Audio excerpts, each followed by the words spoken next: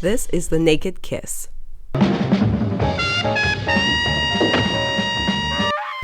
And it opens with one of the wildest scenes you're ever going to see.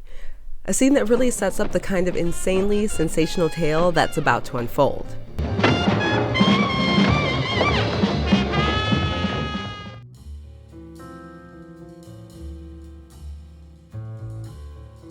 Released in 1964, this energetic and incredibly stylistic neo-noir drama, written and directed by Samuel Fuller, stars Constance Towers as Kelly.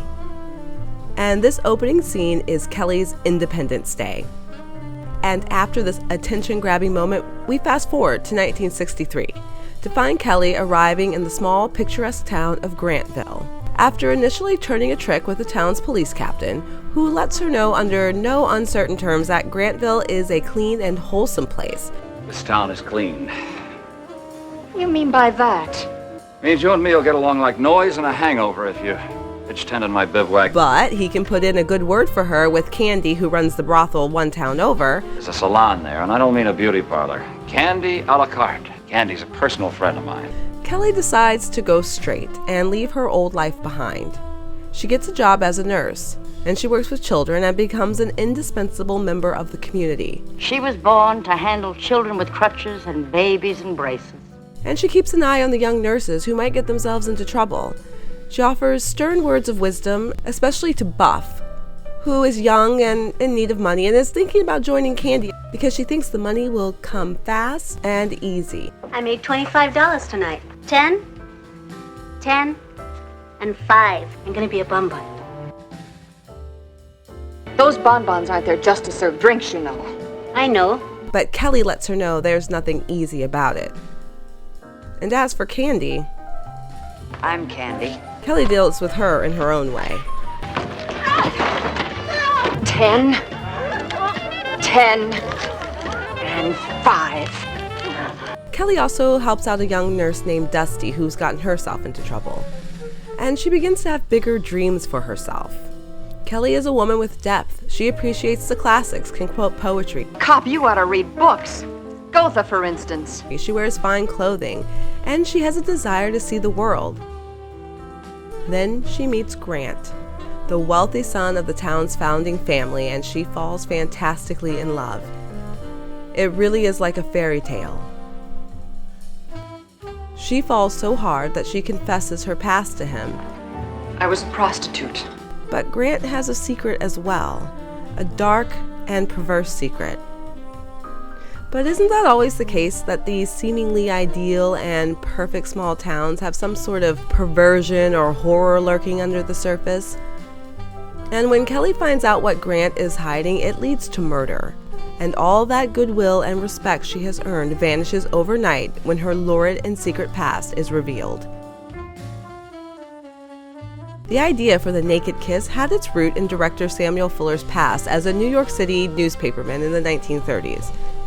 He often used the telephone at a city brothel to phone back his stories and leads to the news desk, and he got to know the girls who worked there.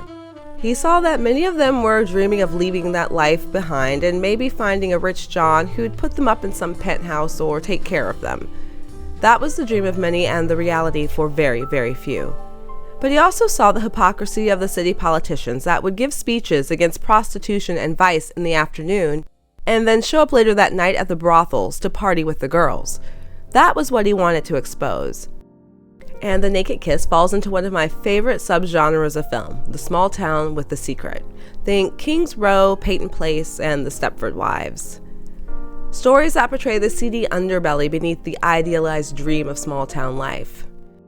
When Kelly enters this world, when she arrives at Grantville, she's really the only true and honest character that we see. She's surrounded by hypocrites. The people in positions of power and authority maintain a facade of respectability while indulging in vice and depravity behind closed doors or one town over at Candy's. Kelly is a tough customer. From the very beginning, we see that she does not tolerate double dealing. In fact, that very first scene tells us all we need to know about Kelly. I'm not rolling you, you drunken leech. I'm taking only the $75 that's coming to me. I think it's rather interesting to look at Kelly and Candy as two sides of the same coin. It's interesting because Kelly could be Candy. They even look alike, blonde, tall, and with sharply cut features. Kelly is ambitious, enterprising, strong, and self-educated. And it's easy to see that if she'd made other choices, she could have been running a place like Candy's. Kelly's striving for this new life also leads us to ask a serious question. What does it mean to be a fully realized woman in mid-1960s America? That means being a wife and a mother. Kelly can't have children, but she can be a wife. She can have half the dream. But sometimes dreams morph into nightmares, and perhaps Kelly's dreams are just too big. Like those girls at the New York City brothel, Kelly sees Grant and his wealth and his lifestyle as a way to be truly respectable. She falls for him, and he plays into her fairy tale dreams. Until that one naked kiss. What's a naked kiss, you ask? It's the sign of a pervert. Critic Jerry Rinshaw wrote, "The Naked Kiss finds Samuel Fuller's tabloid sensibilities boiling to the surface as it dwells on the uncomfortable and taboo subjects of deviancy, prostitution, and small-town sanctimony. In typical Fuller style, it's a hard look at a nightmarish world, lurid and absorbing enough to demand that the viewer watch. It's part melodrama, part sensationalism, and part surreal. But above all, it's absolutely, positively, 100% Sam Fuller, with all the nuance and subtlety of a swift kick in the butt." Eugene Archer, writing in the New York Times, liked the style but denounced the plot as patently absurd and sensational nonsense, judging the whole thing as a wild little movie. I do want to point out that the film co-stars some real screen legends in the twilight of their careers. Virginia Gray plays Candy, and her career began in 1927, and she appeared in more than 100 films. Patsy Kelly plays Mac, the head nurse, and in the 1930s, she often played rash, wisecracking sidekick types, and she appeared in comedy films produced by Hal Roach. And maybe the most obscure, but also very remarkable, Betty Bronson plays Miss Josephine, the seamstress, and her career began in the silent era when she was personally chosen by J.M. Barrie to originate the role of Peter Pan on screen. There's also a nice little nod Fuller makes to himself when the theater is playing Fuller's 1963 film Shock Corridor. The truth of The Naked Kiss is that it's shocking. But Kelly's story, when stripped away of all the tabloid sensationalism, is a very human one. There are 8 million stories in the cinema cities. This has been one.